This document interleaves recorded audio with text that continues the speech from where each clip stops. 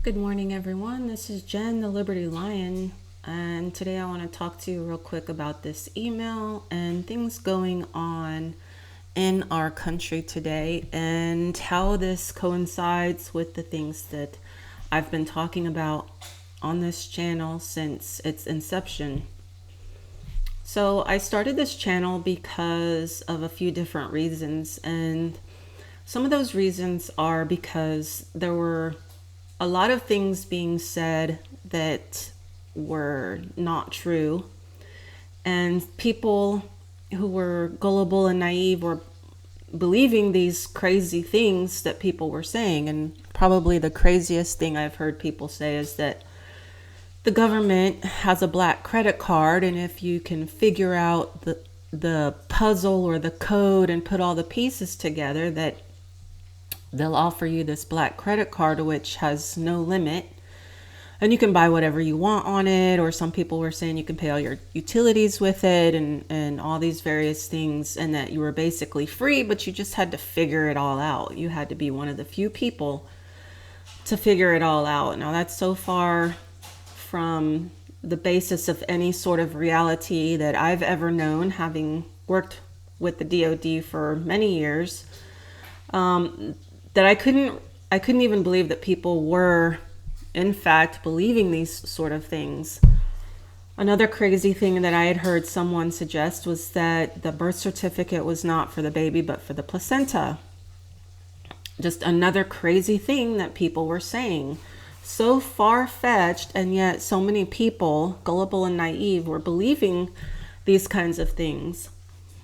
I was listening to Ron Paul on his channel quite a while back by now, and he was saying for people to do something, to get up and do something, to create a channel, to go out there and talk to people, just do something. And so I thought the best thing for me to do, and according to how I live my life, was to create a channel and start talking about the things that I had learned when I was working for the DoD, as well as things that I had read in various law books, the philosophies of law, the science of law. And I found that the law and the Constitution was vastly different than what was being taught in the school system. And so this is what I've been talking about on my channel. So here we've come to a point where things are really changing a lot in this country. The dollar seems to be basically failing. We may be, in my opinion, going back to a gold and silver standard. I can't see the dollar being used for very much longer. Some people are wanting to, or some states are wanting to kick Biden out. They're wanting to reassert their independence. The states that created the federal government were the free, sovereign, and independent states, not the states created by the federal government. The states created by the federal government are military states, and those are dependent states. The military has control over the people and the federal lands. So we have here from this Constitutional Rights PAC.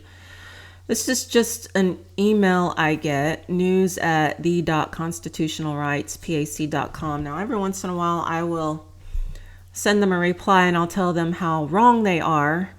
And they don't care. They don't care to learn what the Constitution really says and what it really does. Because I think there's some people who want to appear as though they are constitutionalists and that they are freedom lovers or libertarians. And in fact, they are not, because if they were, they would take the time to understand what the Constitution actually is. The Constitution is a document that sets up a military state within the independent states under the control of the independent states.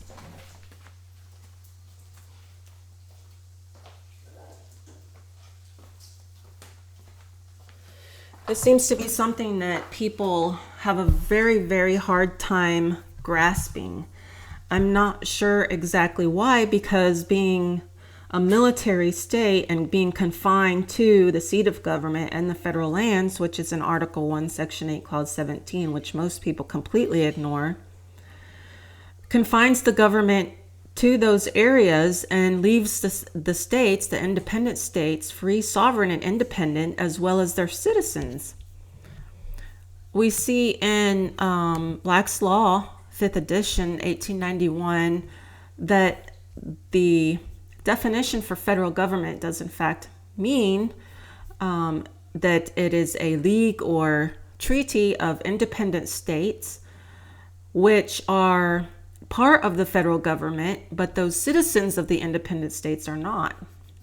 I can't seem to scroll up on my dictionary, but I've talked about this definition in a lot of different videos here recently.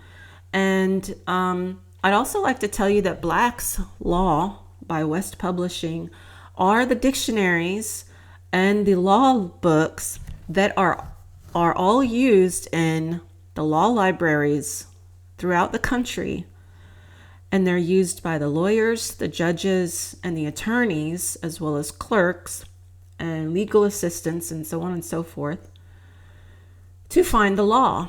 So Black's Law is the go-to source for finding out the law. They also published the jurisprudence books, either state or federal. So it says in this article, the Pentagon announces it will refuse to follow any state laws restricting abortion access. And then down here it says this is a dangerous form of corruption that poses a direct threat to the rule of law. And I will tell you this is not a dangerous form of corruption.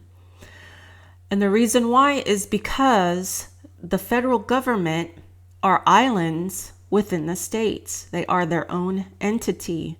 They are the military, and the military are on the various posts within the independent states. They are as if they were islands. They are under the federal constitution. Okay, the states, the independent states agree for some purposes, but the citizens of the independent states are not under the federal constitution. No, we do not owe a tax. No, we do not have to get a license. No, we do not have to abide by any constitutional mandate or any unconstitutional mandate or any law from Congress. If you really understand the Constitution, you'll see that the citizens of the United States are actually the federal officers who have a commission, so the federal commissioned officers who have spent either 7, 9, or 14 years on a federal post as a commissioned officer inside the independent state.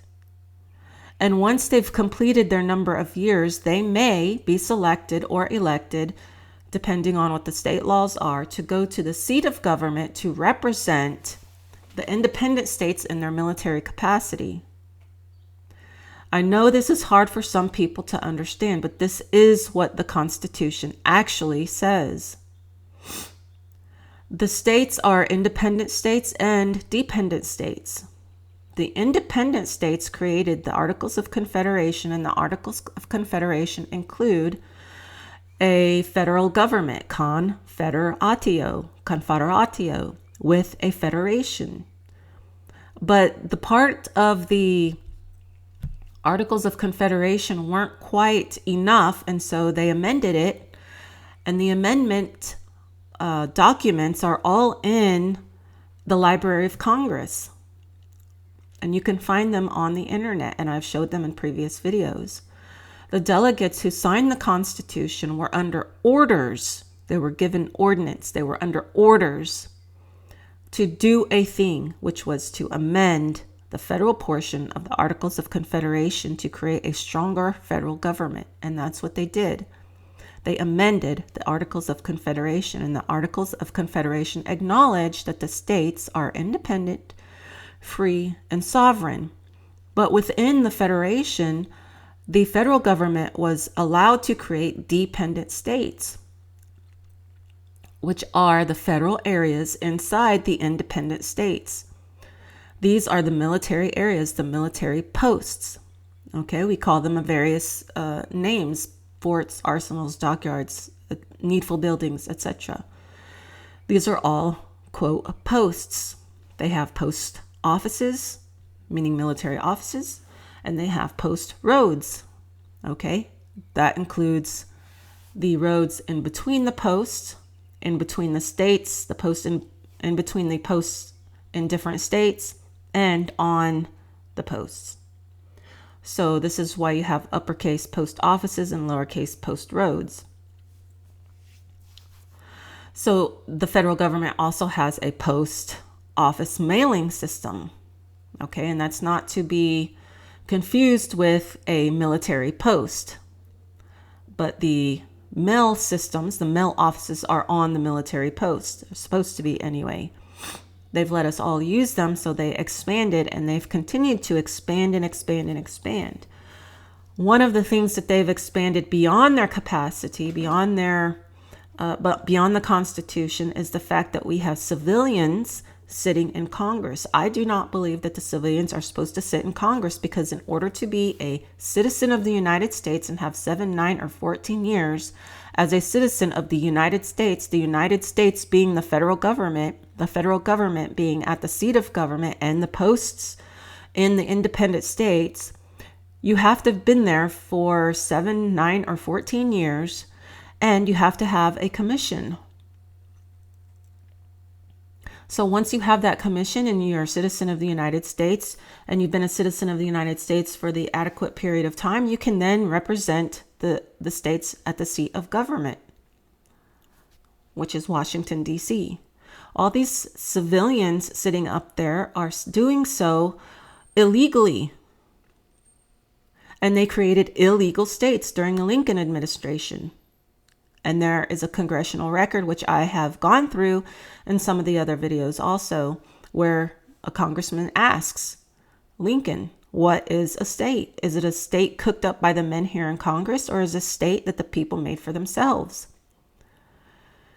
The independent states created the federal government, and the federal government created dependent states, which are the military areas. So this is not a dangerous form of corruption that poses a direct threat to the rule of law, because if Congress were made up of military people, they would have to follow the Constitution. And what the Constitution says is that the Congress makes laws for the United States. So in other words, the Congress makes laws for the federal areas, the federal people in the federal areas. Notice that the president has 2 offices: executive of the United States of America and the military of the United States. The United States has a military that works for the United States of America. So Congress makes laws for the military.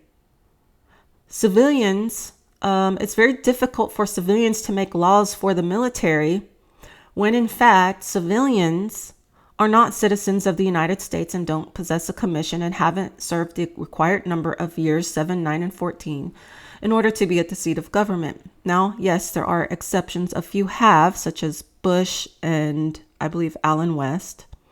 Maybe 1 or 2 others that I'm unfamiliar with.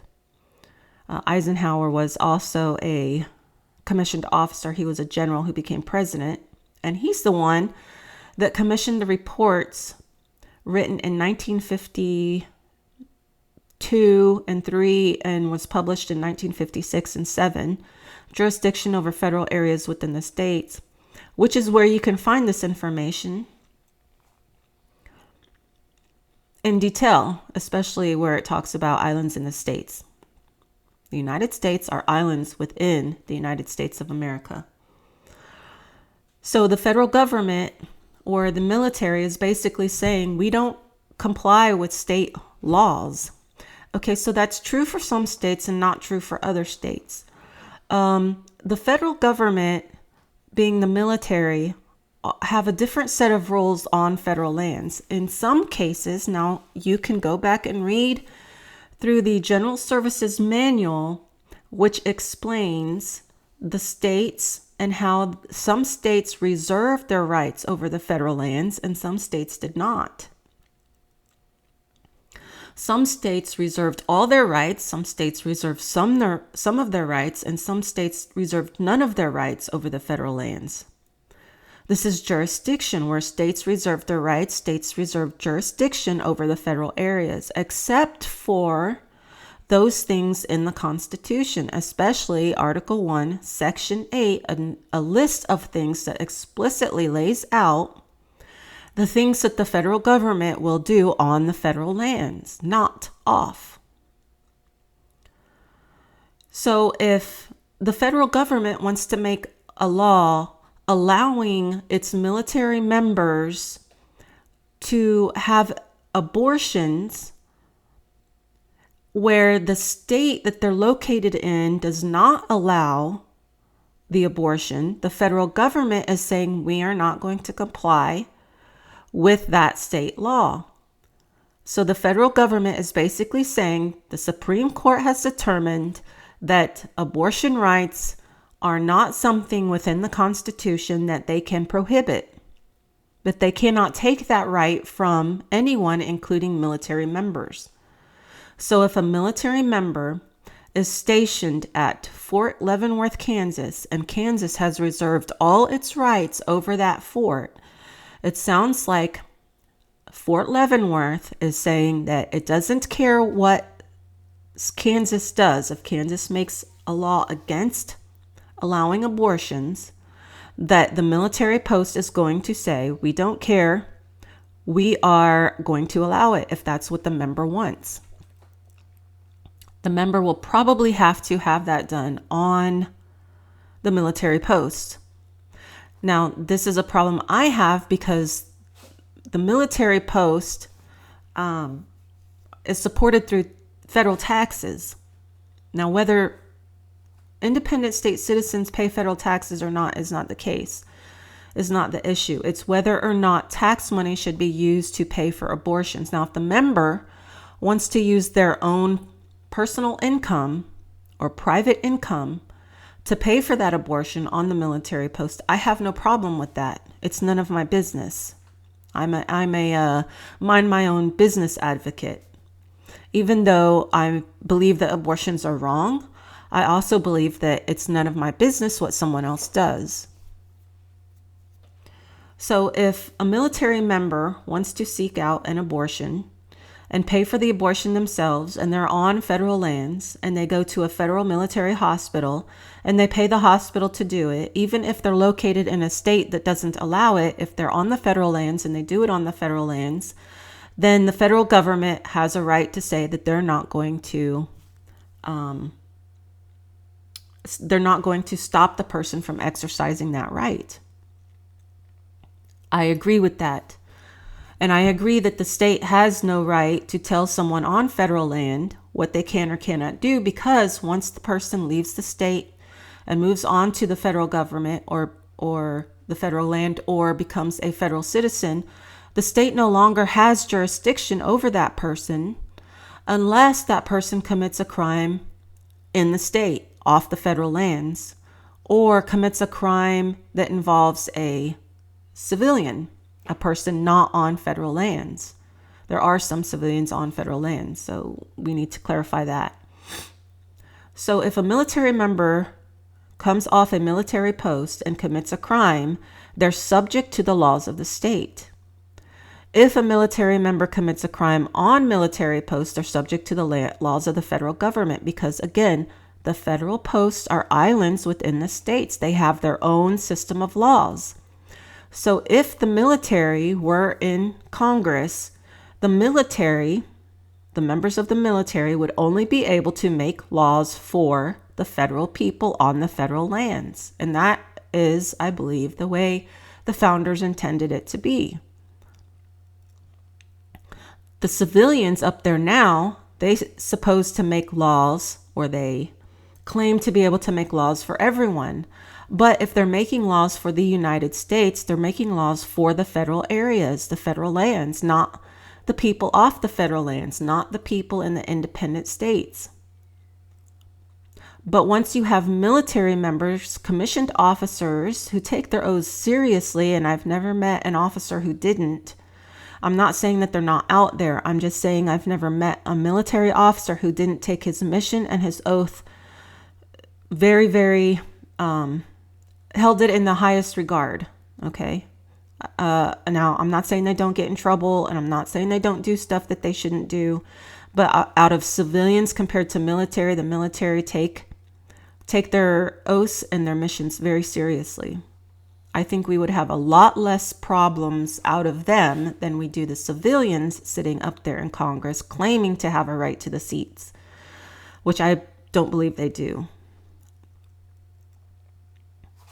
Okay, so this is my take, is that the federal government is supposed to be comprised of a Congress that has so many years of military service before they can go to the seat of government and make laws for the federal government, for the military. It takes one to know one. So the people sitting in Congress should have military background. They should be military citizens or federal citizens or citizens of the United States. And they should only make laws for the federal areas. And if you read the Constitution, that is exactly what it says. Congress has the power to legislate for the United States, not the United States of America. The United States of America, again, are the independent states. And independent states have independent people, independent citizens who are civilians, who are not part of the military. So when you have a bunch of civilians up in Congress, they're supposing to make laws for all people of all the states, dependent and independent. And they cannot. They're acting outside of their oath. So when you have military members in those seats who have had their commissions for 7, 9, or 14 years, making laws, they know that they can only make laws for the federal people on the federal lands, the military. And I am aware that there are federal lands that do not come under military. And those are some of the parks and wildlife and such. And those are held illegally. They're not constitutional. There's some sort of contract between the independent states and the federal government. And I believe that that's wrong and that those contracts are illegal because the people of the state would have to vote on it. And they should have to vote on it every generation so that the next generation has a right to say whether they want to keep those lands as part of the independent state or give them up to the federal government.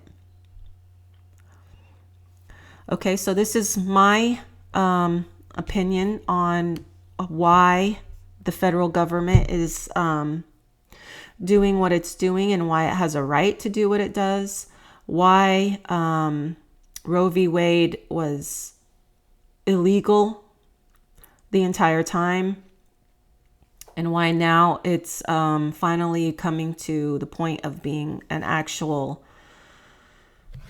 legal ruling, because the federal government cannot take anyone's rights, not even those on the federal lands. And the Bill of Rights applies to the people on the federal lands. And if you think that it applies to anyone off the federal lands, then you, I think, have a misunderstanding about what the federal government is and what it has a right to do. So if you have any questions, please leave them in the comments section, and like, share, subscribe. There's a whole list of books in some of my other videos. If you just don't want to watch the videos, but you want to look at the books, you can just look at the descriptions. I've posted links throughout the videos on this channel to the various things which prove to you that the federal government does not own you. It does not control you. It only controls the federal lands and the federal people on those lands. And Congress should be made up of members of the military, commissioned officers who have had their commission for 7 or 9 years, and the president for 14 years. Okay, so this is not a dangerous corruption when the federal government makes laws for itself, because they are, in fact, islands within the independent states, or dependent states within the independent states. Like, share, subscribe, and hopefully I'll be seeing you guys soon.